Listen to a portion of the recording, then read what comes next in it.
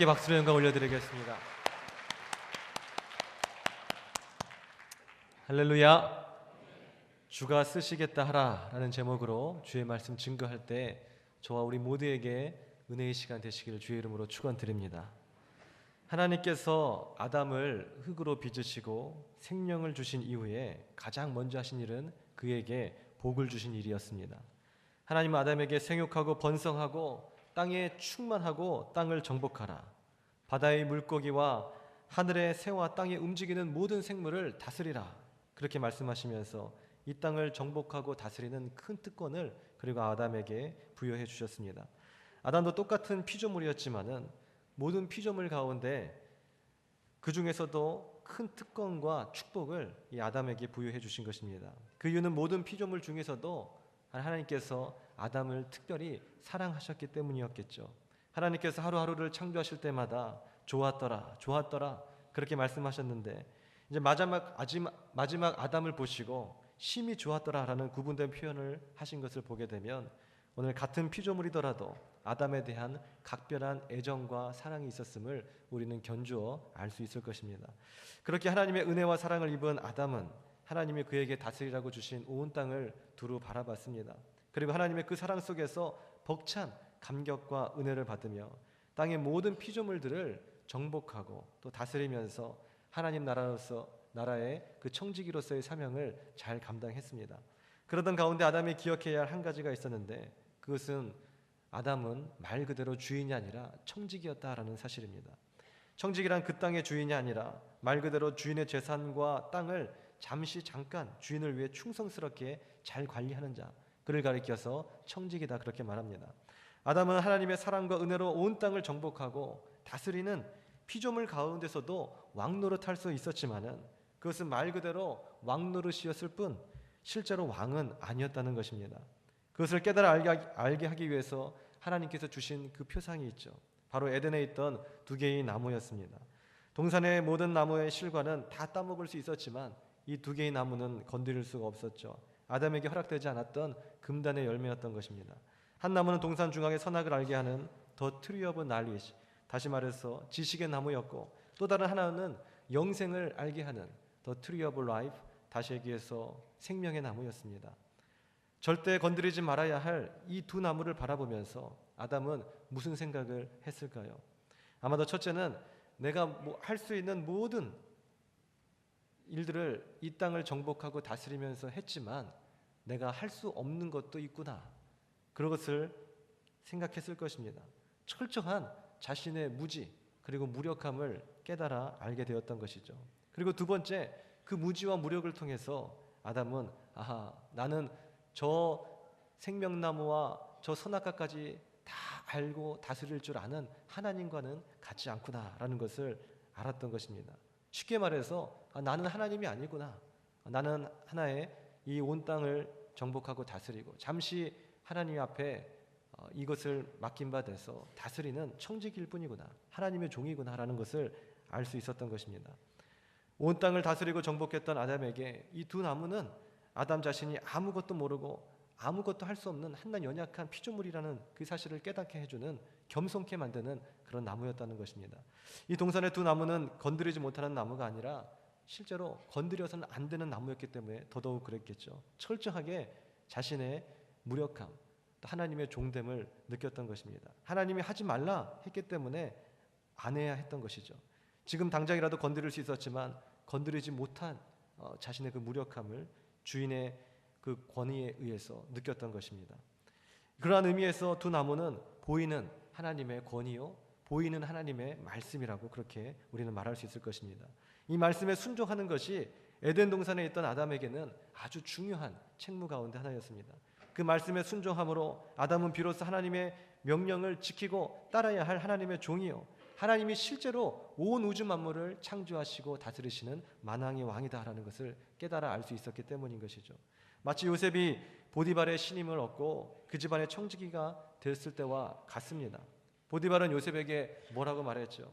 창세기 39장에 보게 되면 집안에 있는 모든 것은 다 너의 것이다, 그러나 단 한 가지 내 아내만은 건드리지 말아라, 그렇게 얘기했습니다. 왜 그렇습니까? 요셉을 아무리 신임한다고 해서 오늘 내 아내까지도 네가 다 취하라라고 한다면 이것은 누가 요셉이고 누가 보디발인지, 누가 주인이고 누가 종인지 구분이 안 되는 것이죠. 요셉에게 자신의 안방까지 다 내어주는 것입니다. 요셉이 충분히 주인 행세를 할 수가 있겠죠. 그러므로 보디발의 아내는 보디발이 그 집의 주인이 되게 하는, 오늘 다시 말해서 청지기인 요셉과 종인 요셉과 주인인 보디발을 구분하게 하는 최소한의 장치, 최소한의 그 구분점이 바로 보디발의 아내였다는 것입니다. 종이라면 주인의 재산이 허락된 것 안에서 다 취할 수 있지만 그 주인의 아내를 건드려서는 안 되는 것이겠죠. 오늘 그 아내는 보디발이 보디발 되게 하는, 주인이 주인 되게 하는 바로 유일무이한 장치였다라는 것입니다. 마치 이것은 임금의 옥새와도 같죠. 영의정 자의정이 권세가 있고 오늘 임금이 그러한 권세를 주었다고 해서 만약 임금의 옥새까지 다 갖겠다라고 한다면 그것은 반역이요, 이것은 쿠데타인 것입니다. 말 그대로 스스로 왕이 되고자 하는 것이겠죠. 그러므로 아담은 하나님의 옥새였던 그 생명나무와 선악과를 건드려서는 안 됐습니다. 그것은 많은 것을 위임하고 권세를 주어서 이 땅을 다스리게 했던 아담에게 누가 주인이고 누가 종인가를 구분시켜주는 최소한의 장치였다라는 것입니다. 안티크리스찬들은 보통 이렇게 말하죠. 하나님은 왜 선악과 같은 것을 만들어가지고 왜 인간들에게 이렇게 생고생을 시키느냐, 과연 선악과의 존재 이유는 뭐냐라고 많이들 물어봅니다. 사실은 물어보는 것이 아니라 그렇게 비아냥거리면서 반박하는 것이죠.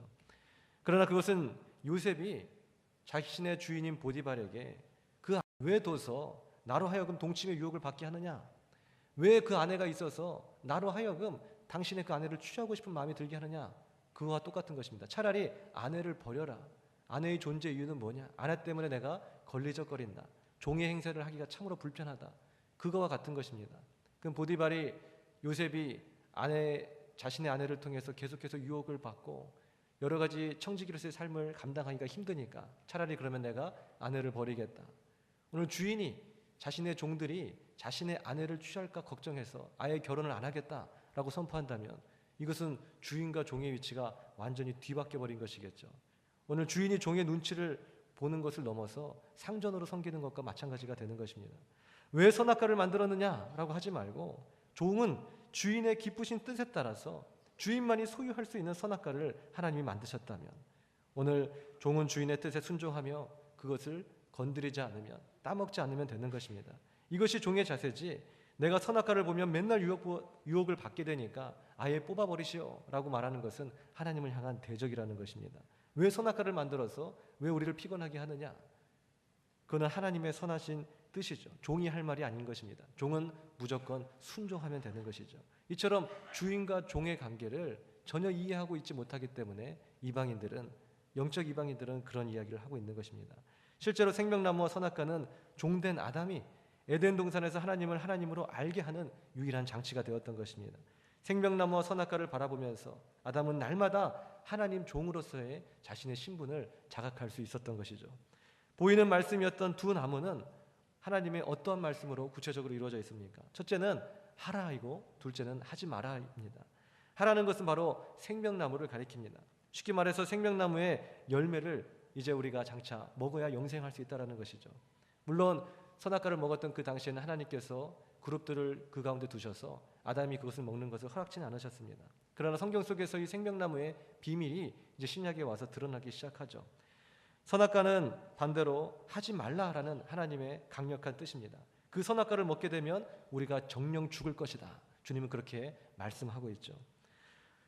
선악과에 대해서는 우리가 잘 아는 대로 창세기 3장에 기록되어 있습니다. 아담과 하와는 먹지 말라는 하나님의 말씀대로 순종하지 않고 먹지 말라는 선악과를 먹음으로써 하나님의 말씀에 불순종하여 그 말씀을 어겼습니다. 이것이 바로 죄가 된 것이죠.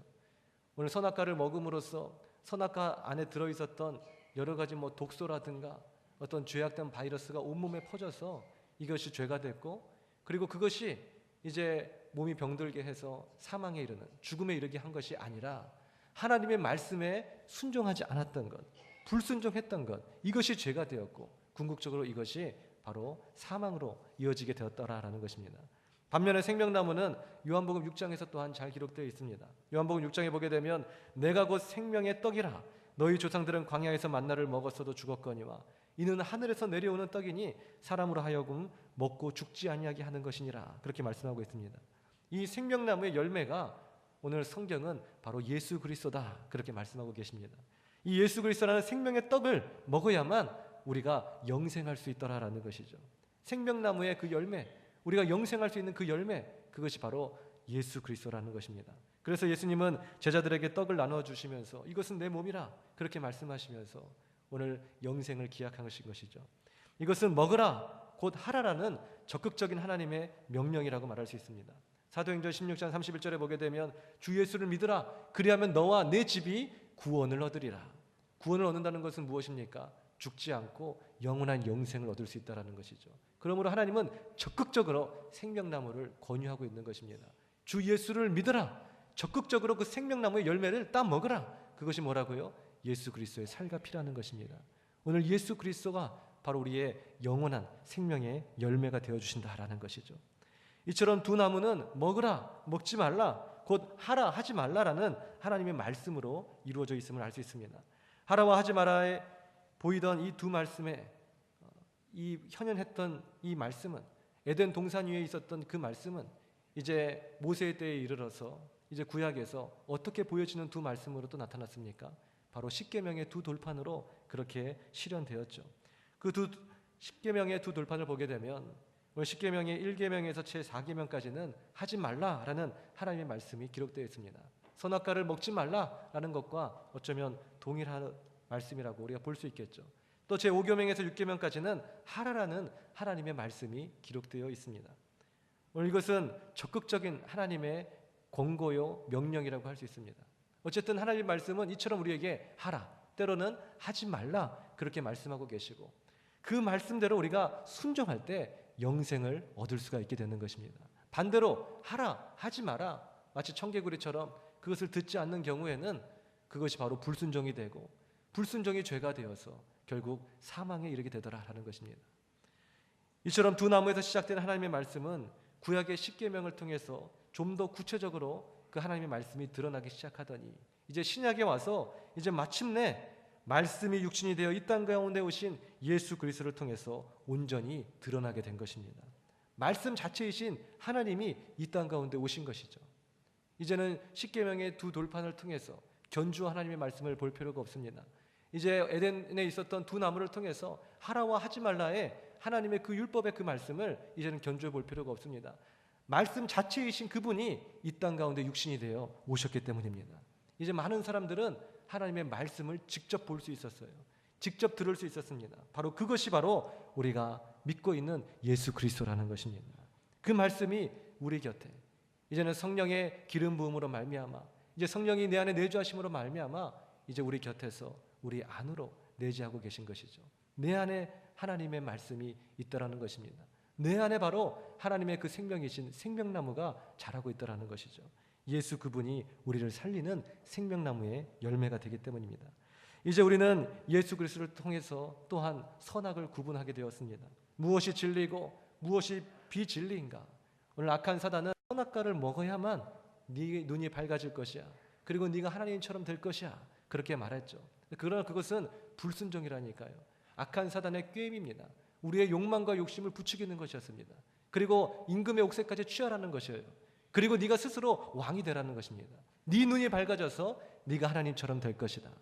오늘 종된 우리의 신분을 잊어버리게 만들고 청지기로서의 삶을 놓아버리게 만들고 스스로 왕이 되고자 하는 주인이 되게 하고자 하는 악한 사단의 괴계인 것이죠.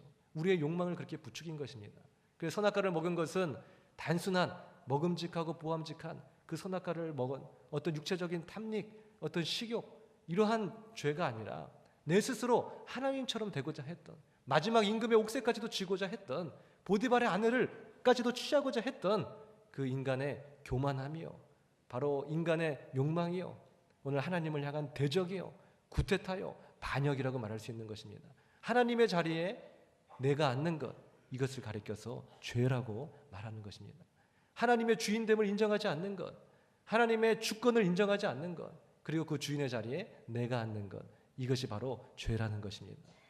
하나님의 주권을 인정하지 않고 그 그 주인의 자리에 내가 앉고 싶어서 선악과를 먹은 것이죠. 아담은 드디어 자유했습니다. 드디어 내가 선악과를 손에 넣을 수 있었어요. 그러나 그것은 실제로 자유가 아니었습니다. 자유가 아니라 뭐였죠? 악한 사단의 노예가 돼버린 것이에요. 죄의 노예가 돼버린 것입니다. 오늘 그는 하나님처럼 된 줄 알았습니다. 그러나 그는 오히려 진리를 알지 못하게 돼버렸고, 그는 오히려 죽음을 맞이할 수밖에 없게 되었다는 것이죠. 이것이 바로 인간의 연약한 그런 죄악의 모습이고 그러한 운명이 되어버렸다는 것입니다. 이제 우리는 이 예수 그리스도를 통해서 이제 선악을 구분하고 참된 진리를 깨달아 알게 되고, 더 나아가 선악과를 통해 죽음을 맞이할 수밖에 없었던 그런 운명으로부터 우리는 구원받게 된 것입니다. 아담은 선악과를 먹었습니다. 그리고 하나님을 대적했습니다. 스스로 왕이 되고자 했습니다. 그리고 결국은 멸망당하고 죽음을 맞이할 수밖에 없었지만, 오늘 이 생명나무의 그 열매가 오늘 우리를 먹임으로, 오늘 예수 그리스도의 살과 피가 우리 안에 들어옴으로, 우리가 예수 그리스도를 믿음으로 영접하고 성령님께서 나와 함께 하심으로 내 안에 생명나무의 그 열매가 자라므로 그 열매를 먹고 우리는 영생을 누릴 수 있게 되었다라는 것이죠. 죽음으로부터 우리를 건져주신 것입니다. 오늘 본문은 말씀 자체이신 예수님의 그 권위, 그 말씀에 대하여 인간들은 어떻게 반응해야 될 것인가를 구체적으로 잘 말씀하고 있습니다. 요지는 예수님께서 예루살렘에 입성하기 전에 제자들에게 맞은편 마을로 가서 나귀와 나귀 새끼가 메어 있는 것을 보면 끌고 오라라는 것입니다. 제자들은 이해가 안 됐죠. 아니, 분명히 주인이 있을 텐데 예수님은 무엇 때문에 가서 무조건 끌고 오라고 하시는 것인가? 앞뒤 설명도 없는 것이에요.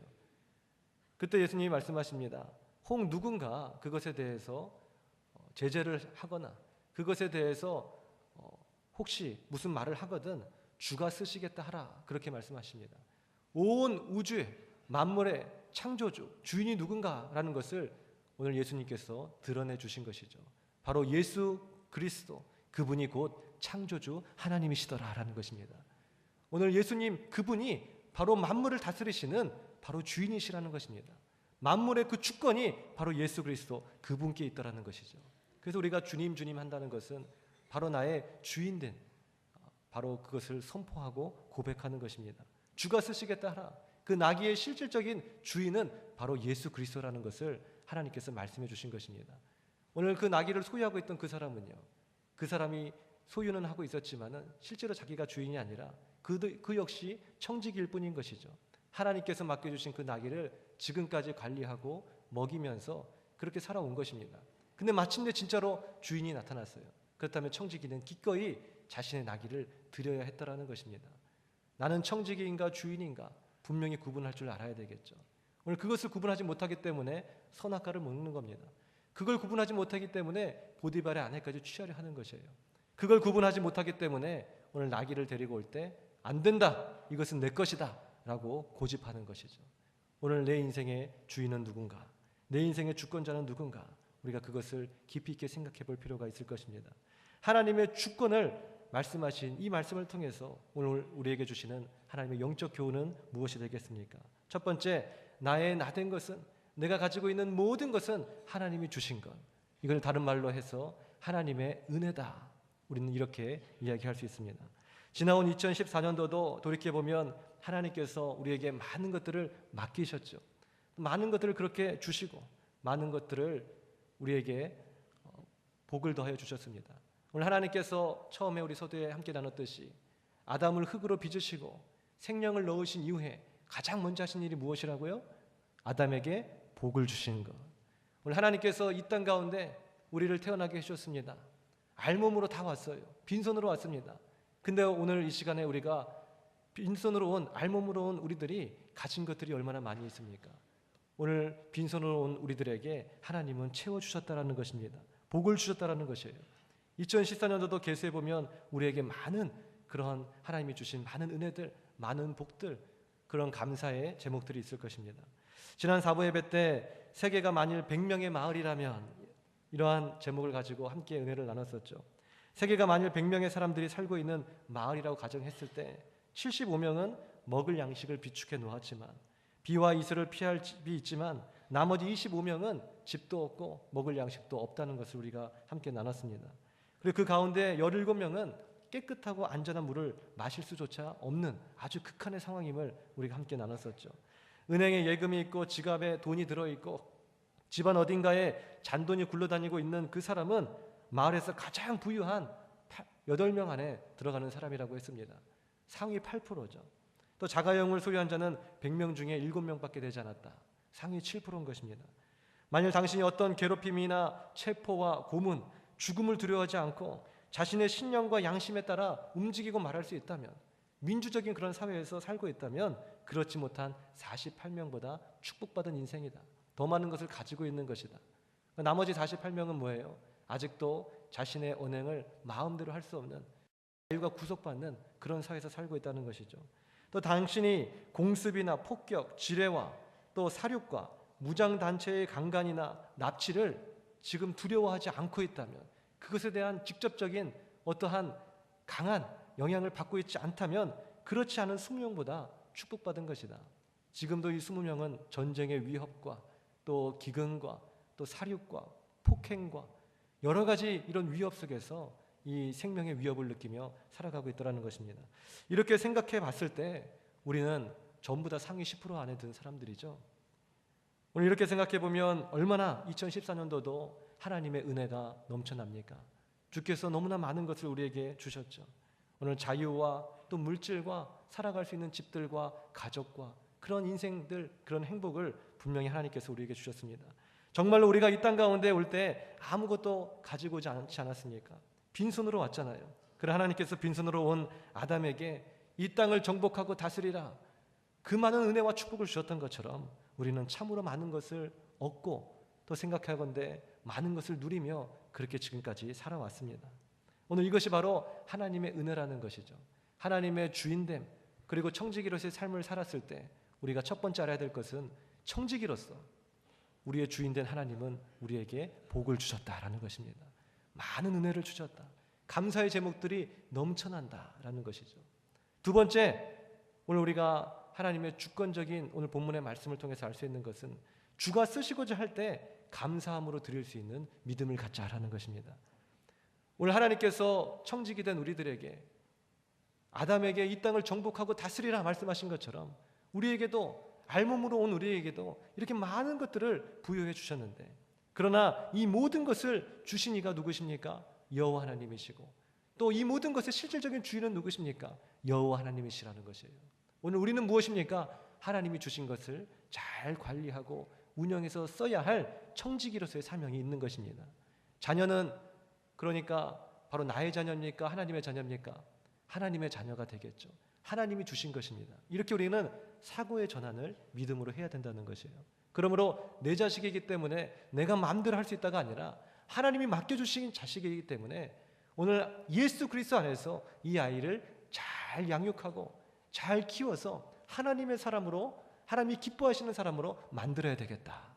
오늘 이것이 신앙인의 부모로서의 그러한 신앙관이 되어야 되겠죠. 우리에게 주신 사업장, 내가 일으켜서 내가 세워서 내 배를 채우기 위한 사업장입니까? 아니면 하나님이 주신 것이에요. 하나님이 주신 것이겠죠. 하나님이 주신 것이라면 나는 청지기로서 그 사업장을 잘 관리하고 운영할 책임이 있는 것입니다. 그리고 또 동시에 뭐예요? 주님이 쓰시겠다고 한다면 언제든지 그 자리를 내어드릴 수 있는 것, 이것이 청지기로서의 삶이겠죠. 우리는 잠시 잠깐의 부를 누리며 관리하는 청지기일 뿐입니다. 그럼 우리는 늘 청지기로서 하나님이 주신 축복들을 누리되 언제 어느 때든지 하나님께서 주가 쓰시겠다 하라 말씀하시면 아멘 하고 순종함으로 드릴 수 있는 우리 모두가 되어야 할 줄 믿습니다. 주인이 주신 것으로 주인처럼 편안하고 행복하게 그렇게 살다 보니까 이제는 더 나아가 주인 행세를 하면 안 된다는 것이죠. 오늘 보디발이 요셉에게 자신의 전 재산을 다 관리하라고, 마치 네가 주인처럼 행세하라고 그런 특권과 은혜를 주셨으면 거기에 정말 감사하고 그 특권을 누리며 잘 관리해야 할 텐데 보디발의 아내까지 넘겨보면 안 된다라는 것입니다. 시간도 주님이 주신 것이니 이제는 내 시간, 나의 것으로 하지 말고 이제 주님께 쓰시겠다고 한다면 드릴 수 있는 우리가 되어야 되겠죠. 물질도 주님이 주신 것이니 물질이 주님이 필요로 하신다고 한다면 기꺼이 우리는 드려야 할 줄 믿습니다. 더 나아가 우리의 인생도, 우리의 생명도 주께서 주신 것이니 어느 날 주께서 주가 쓰시겠다 하라라고 한다면 오늘 우리의 생명을 기꺼이 이제 종지부를 찍고 우리의 생명을 드릴 수 있는 준비가 되어야 된다는 것입니다. 내 건강, 내 젊음, 나의 인생, 나의 생명, 나의 사업장, 나의 자녀 두 손에 쥐고 있으면 있을수록 오늘 우리는 불행한 삶을 살 수밖에 없는 것입니다. 이처럼 하나님의 주인됨, 곧 그 주권을 인정했을 때 욥은 최악의 고난과 역경 속에서 무슨 고백을 할 수 있었나요? 욥기서 1장 20절에 보게 되면 욥이 일어나 겉옷을 찢고 머리털을 밀고 땅에 엎드려 예배하며, 왜 겉옷을 찢고 머리털을 밀고 욥이 통곡했습니까? 자신의 자식들도 다 죽어버리고 어느 날 한순간에 자신이 일으켰던 그 많은 사업장들도 한순간에 다 망해버리고 자신의 종들도 다 죽고 한순간에 길바닥에 앉아버릴 수밖에 없는 거지가 되었다라는 것입니다. 오늘 너무나도 큰 절망이고 너무나도 큰 충격이에요. 그래서 그 절망과 충격을 애써 감출 필요는 없습니다. 그래서 그 절망과 충격을 가지고 하나님 앞에 온 장면이에요. 그러나 하나님 앞에 와서 그가 했던 것은 무엇입니까? 원망과 탄식이 아니었죠. 왜 납니까? 왜 나를 병들게 하셨어요? 다른 사람 다 건강한데 나는 왜 병들고 이렇게 지금 콜콜거리며 살아야 되는 것이죠? 왜 나는 시한부 인생을 살아야 되나요? 왜 내 생명을 연장할 수 없어요? 왜 나는 저 선악과 먹을 수 없습니까? 나는 왜 저 생명나무 건드릴 수 없는 것이에요? 내가 왜 모든 것 다 소유할 수 없는 것입니까? 왜 보디발의 아내는요? 왜 임금의 옥새는요? 그렇게 불평불만, 왜 나의 것을 뺏어갔습니까? 라고 고백하는 것이 아니라 욥은 뭐라고 했습니까? 내가 처음부터 빈손으로 알몸으로 나왔은지 또한 알몸이 그리로 돌아갈지라.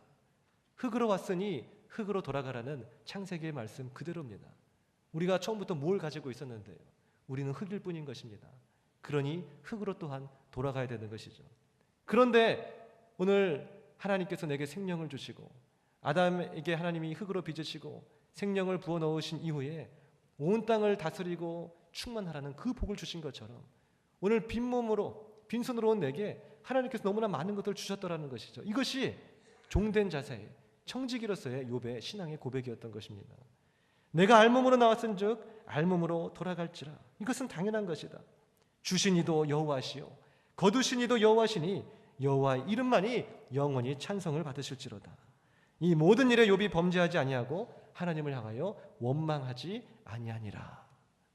쫄딱 망할 그 이후에 하나님께 찬양을 드렸다는 것입니다. 어떤 찬양이요? 주신 이도 여호와시니 어차피 주님의 것이었으니 나는 열심히 이것을 내 자녀, 내 건강, 나의 인생, 나의 물질 잘 관리했었는데 어느 날 어느 순간에 주님께서 내 건강을 뺏어가시고 어느 날 어느 순간에 내 자녀를 데려가시고 어느 날 어느 순간에 내 물질 다 가져가신다고 한다면, 주가 쓰시겠다고 한다면 오늘 청지기로서 당연히 드려야 될 것이 아니냐. 주신 이도 여호와시니 거두가신 이도 여호와시라는 것. 오늘 주신 이가 주인이 찾으실 때 다시 우리가 돌려드려야 하는 것, 그것은 마땅한 것 아니냐. 내가 원망하지 않고 여전히 내 인생 가운데 많은 것을 주셨던 그 은혜에 감사하며 여호와께 영원히 찬양할지라. 오늘 이것이 욥의 고백이었던 것입니다. 우리는 알몸으로 와서 사실상 많은 것을 얻었음에도 주인된 하나님께 감사하지 못하고 조금만 불편하면 원망하고 조금만 또 상처받으면 고통스럽다 떼쓰고 주인을 향해 그렇게 손가락질했던 적이 얼마나 많이 있습니까?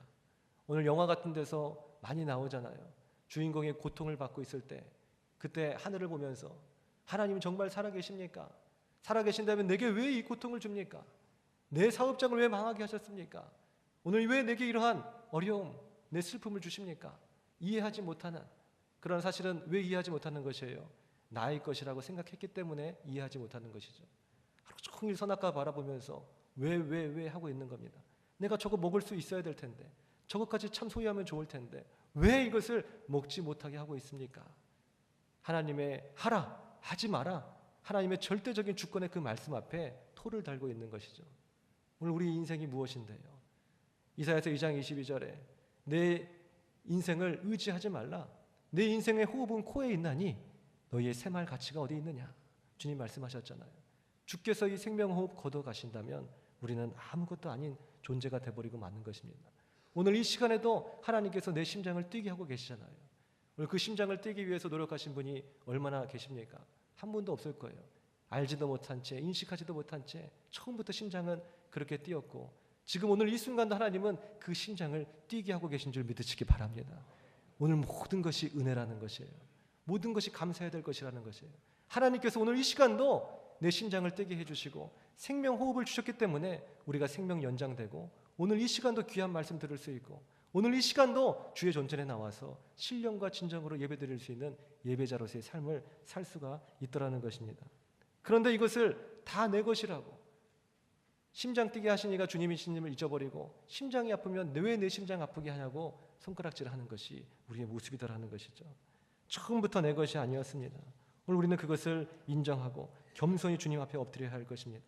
그러면 우리는 동산 위에 두 나무를 바라보면서 그 나무까지 다 내 것으로 만들려고 하지 말고, 그 소유욕에 불타지 말고 겸손히 주인된 하나님의 주권을 인정하고 오늘 하나님 앞에 엎드릴 수 있는, 욥처럼 주신 이도 여호와시요 거두신 이도 여호와시니 여호와의 이름이 영원히 찬양을 받을지로다 고백할 수 있는 믿음의 종들이 되어야 할 줄 믿습니다. 결론입니다. 우리는 주님의 것을 내 것이라고 고집하는 그 순간 불행이 찾아옵니다. 동산 위에 두 나무를 바라보며 다 가지고자 하는 욕망이 이제 시작된 거죠. 야고보서 1장 15절의 말씀처럼 욕심이 잉태하여 결국 죄를 낳고, 그 죄라는 것은 뭐라고요? 그 욕심이 너무나 지나쳐서 하지 말라는 하나님의 말씀을 범하게 되는 것입니다. 내 욕망이 선악과를 먹게 됐다는 것이죠. 그러나 그것은 근원적으로 육체적 탐닉 이상을 넘어서 뭐였습니까?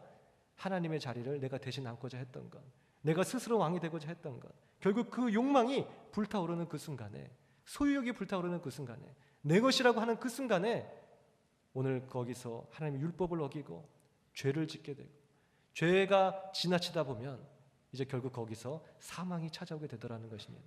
사망이 오기 전에는 많은 우울과 슬픔과 근심과 걱정과 두려움이라는 사망의 그늘이 우리 인생을 지배하게 되겠죠. 그 욕심이 있는 사람, 욕망이 있는 사람, 다 내 것이라고 손에 쥐고 있는 사람, 하나라도 잃어버렸을 때 가슴을 찢고 아파하는 그 사람, 또 하나를 잃어버렸을 때 하나님을 원망하고 대적하는 사람, 그 사람은 결국 불행한 인생, 더 나아가서 죽음을 향해 나아갈 수밖에 없더라는 것입니다. 우리가 뭔데요? 우리는 흙으로 왔다 흙으로 가는 존재입니다. 우리는 종일 뿐입니다. 우리는 청지기입니다.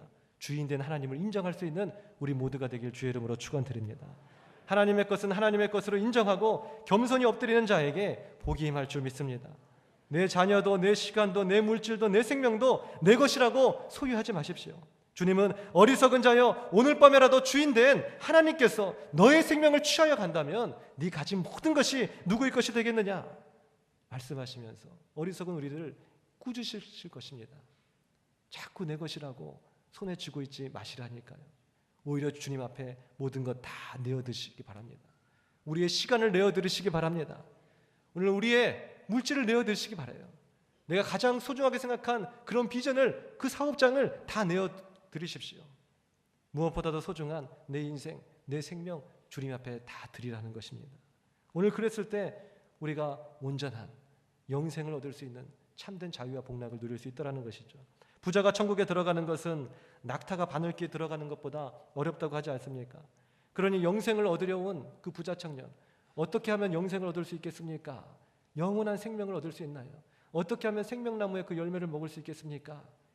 생명나무이신 예수님께 와서 그 질문했잖아요. 예수님은 덥석 여기 있다. 내가 곧 생명의 떡이라, 내가 곧 생명의 잔이라, 내 살과 피를 마셔라 하고 주지 않으시고 오늘 그 부자 청년에게 뭐라고 말씀하셨죠? 생명의 열매를 먹기 이전에 네가 가진 것 다 버리고 와라 그랬잖아요. 그 네가 가진 그 많은 성실들, 네 많은 노력들, 그것은 참 잘한 거야. 잘못된 것은 아니야. 그러나 그것을 네 것이라고 생각해서 하나님 나라에 함께 들어가고자 하는 것은 합당치 않다.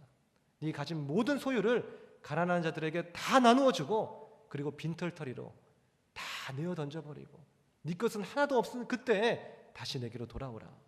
아주 어떻게 보면 심플한, 아주 간단한 영생을 얻을 수 있는 그 생명나무의 열매를 먹을 수 있는 그 비결을 부자 청년에게 가르쳐 줬습니다.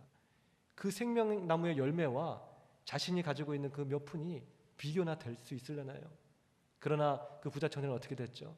심히 근심하여 돌아갔고, 성경 어디에도 그 부자 청년이 자신의 것을 내려놓은 채 다시 주님께로 와서 생명나무의 열매를 먹고 영생을 얻었다는 그 말이 기록되어 있지 않습니다.